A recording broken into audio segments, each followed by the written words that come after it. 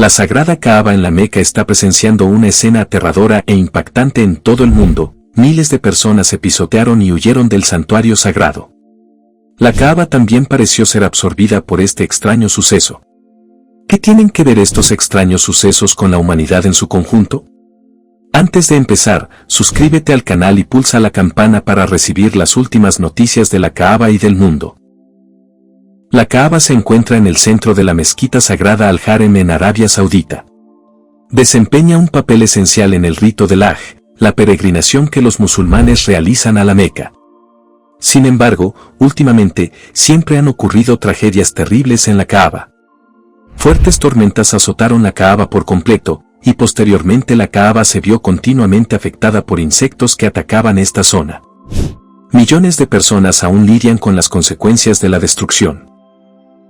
Una enorme plaga de langostas azotó la Meca, Arabia Saudita, a principios de esta semana, lo que llevó a las autoridades del lugar más sagrado del Islam a iniciar una operación de limpieza para eliminarlas.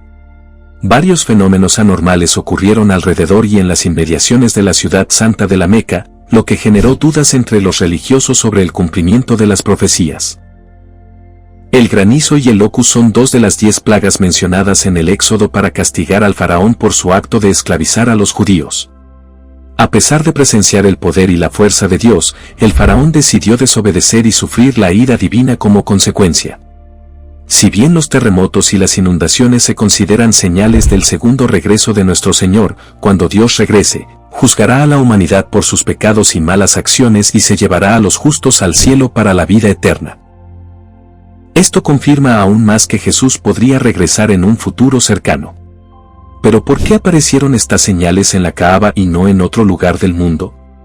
La Kaaba era un santuario en la época preislámica.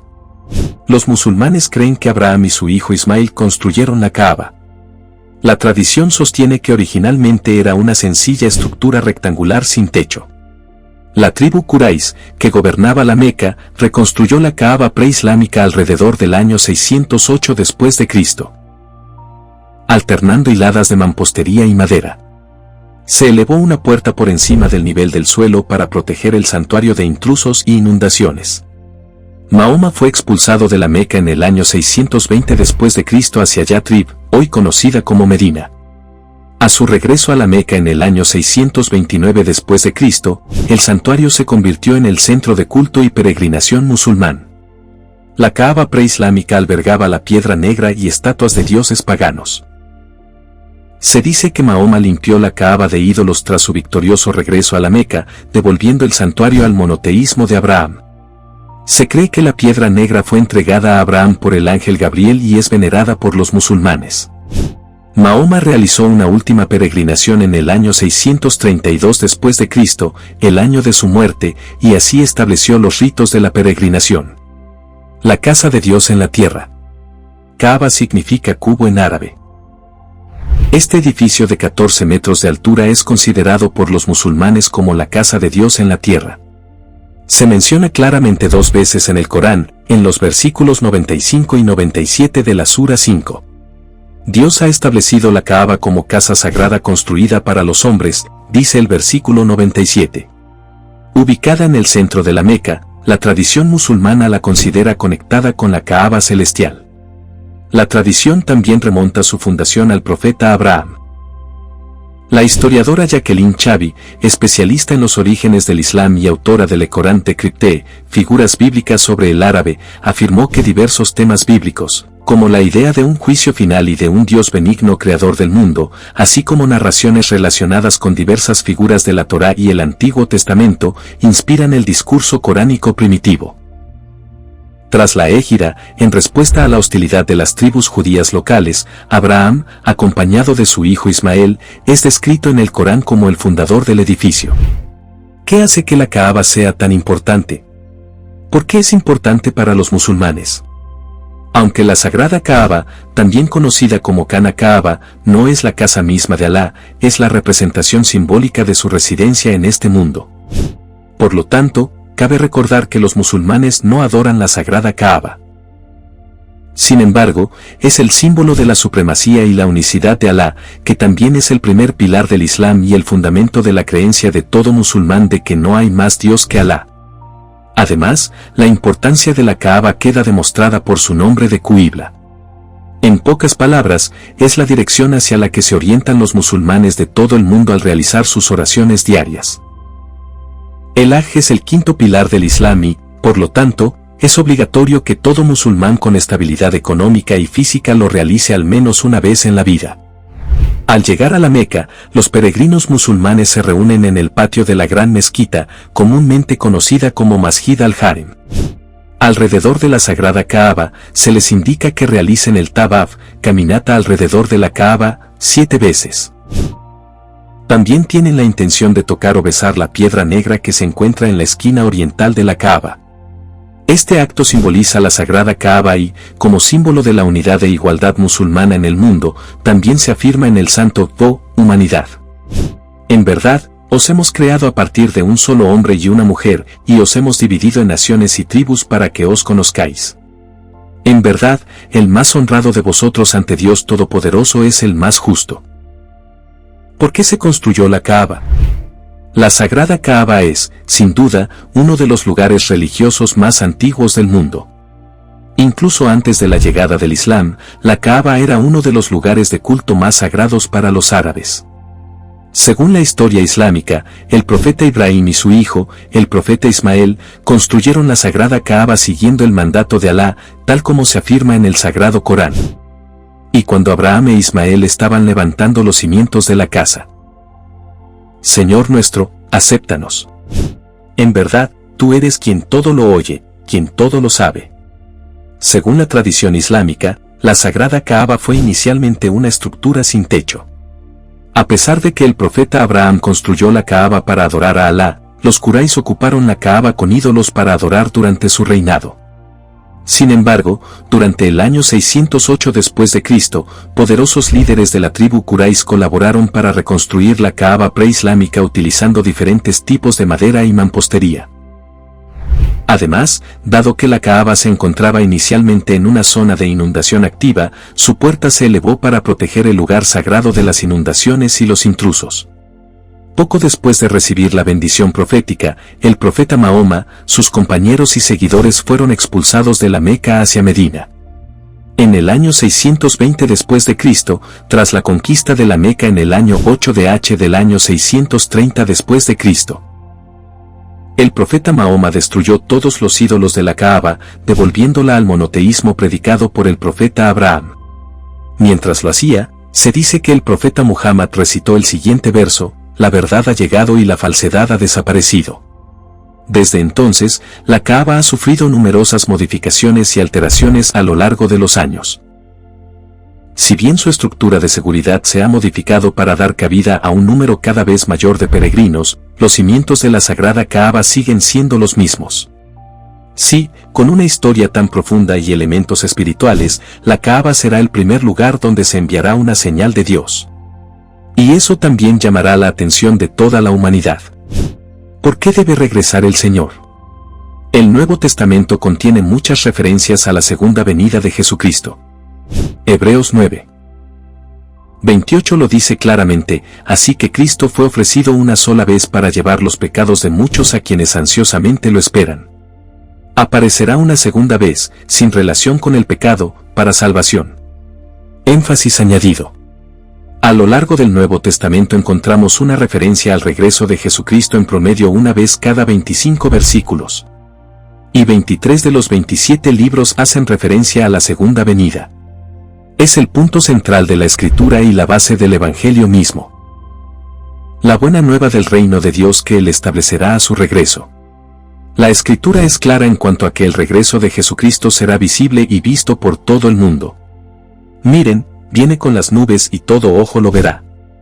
Los ángeles les dijeron a los apóstoles que su regreso sería visible y no secreto. Hombres de Galilea, ¿por qué están mirando al cielo? Este mismo Jesús, que fue tomado de entre ustedes, vendrá de la misma manera que lo vieron subir al cielo. Esta fue una partida visible, y los ángeles prometieron un regreso visible. La idea, comúnmente aceptada, de un rapto secreto simplemente no es cierta. Cristo prometió regresar y predijo cómo sucedería. Y si me voy y os preparo lugar, vendré otra vez y os tomaré a mí mismo, para que donde yo estoy, vosotros también estéis. Dio más detalles en la profecía del Monte de los Olivos.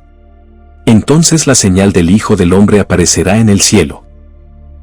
Y entonces todas las tribus de la tierra lamentarán y verán al Hijo del Hombre viniendo sobre las nubes del cielo con poder y gran gloria. Mateo 24:30. Sabemos que antes del regreso de Cristo, el mundo estará lleno de maldad, violencia y corrupción. Lo que no sabemos es cuándo regresará. Pero ¿cómo será el mundo tras su regreso? Un único gobierno mundial perfecto. Consideremos la corrupción que impera en todos los países hoy en día. La política mundial, incluso en países más desarrollados como Estados Unidos, se basa en cimientos erróneos. Se basa en el razonamiento humano, simbolizado por el árbol de la ciencia del bien y del mal. Es un hecho mundial que los gobiernos corruptos han provocado gran miseria e innumerables muertes. Consideremos los muchos países envueltos en guerras para ver quién gobernará y cómo funcionará ese gobierno. Entonces, ¿qué dice la Biblia sobre el regreso de Jesús? Cuando la Biblia habla del regreso de Jesús, hace referencia a tiempos y épocas. Jesús también nos da señales que indican que su regreso está cerca. Mateo 24 contiene uno de los discursos más extensos sobre este tema. Al responder Jesús a la pregunta de los discípulos, ¿cuáles serán las señales de tu venida y del fin de los tiempos? Entre las señales que menciona Jesús se encuentran falsos mesías, guerras y rumores de guerras. Dice que se levantará nación contra nación y reino contra reino. La palabra para nación en el griego original es etnos, de donde proviene la palabra etnicidad. Hemos visto en nuestra sociedad la proliferación de rebeliones entre grupos étnicos. También menciona hambrunas y terremotos en diversos lugares. Habrá un tiempo de persecución y surgirán falsos profetas. Estos traerán gran engaño. Debido a esto, muchos se apartarán. El amor de muchos se enfriará en este entorno. El mensaje del Evangelio se predicará hasta los confines de la tierra, y entonces llegará el fin. El desafío para comprender señales de esta naturaleza radica en que existen diversas épocas de la historia humana con las que podríamos relacionarlas, incluyendo la época en la que vivimos actualmente. Esto subraya aún más el problema que tienen los eruditos bíblicos para determinar dónde nos encontramos en el calendario profético. Además, si bien Jesús indica lo que sucederá antes de su venida, nunca dice cuánto tiempo tardará en suceder. Al analizarlo todo, solo nos queda la idea de que Jesús vendrá pronto, aunque desconocemos cuánto tiempo tardará. Pronto es como prepararse para el regreso del Señor. La salvación es un don gratuito de Dios basado en su gracia. Sin embargo, se da solo a quienes la piden. Si nunca le has pedido a Jesús su salvación y el perdón de tus pecados, pídelo ahora. Parece tan sencillo. Y lo es. Simplemente reconoce que eres pecador y luego declara con tu boca que Jesús es el Señor, cree en tu corazón que Dios lo resucitó de entre los muertos y lo invita a tu vida. Cuando recibes a Cristo, recibes su Espíritu.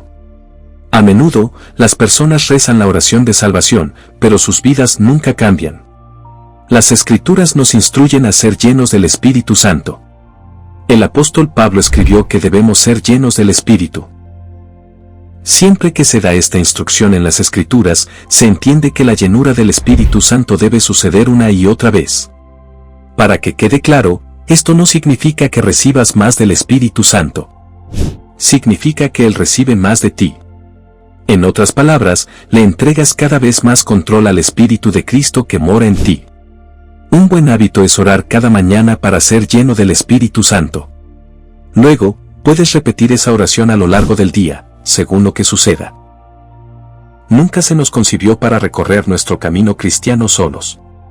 Al convertirte en creyente, fuiste invitado a pertenecer a la familia de Dios.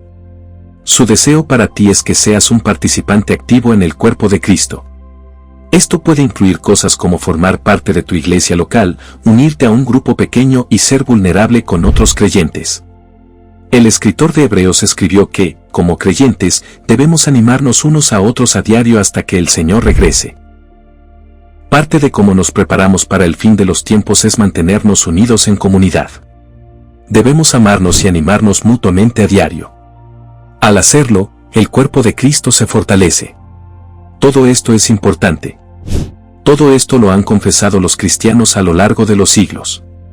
A pesar de todas sus diferencias sobre el fin de los tiempos, incluso está arraigado en el credo de los apóstoles. En él se menciona que Jesucristo ascendió al Padre. De allí regresará para juzgar a vivos y muertos. Y no solo regresará para juzgar a vivos y muertos, sino que habrá vida eterna. ¿Regresará Jesús? Sí. Quienes adoramos al Señor lo decimos no solo a regañadientes, pensando que va a regresar, sino con alegría. Jesucristo ciertamente regresará. Aún así. Ven, Señor Jesús. Lo que Dios dice sobre el anticristo es que Dios intenta enviar un mensaje a la gente para que tengan cuidado al orar con humildad en algún lugar. Porque quizás esa persona no sea Dios, sino un Dios falso. El anticristo, o un Dios falso, es un individuo que aparecerá durante la era de injusticia que precede al fin del mundo, y que causará corrupción y opresión sobre la tierra durante 40 días o 40 años. Su aparición es una de las principales señales del día del juicio. Engañará a mucha gente con falsos milagros y enseñanzas. Primero afirmará ser Jesús, y luego se declarará Dios. Recorrerá el mundo invitando a la gente a seguirlo y los tentará con comida, riquezas y promesas para acabar con su sufrimiento. Dios le dará la capacidad de hacer milagros como prueba para la humanidad. Resucitará a los muertos. Cortará a la gente en dos mitades, caminará entre ellas y luego ordenará que esas partes se unan para revivir.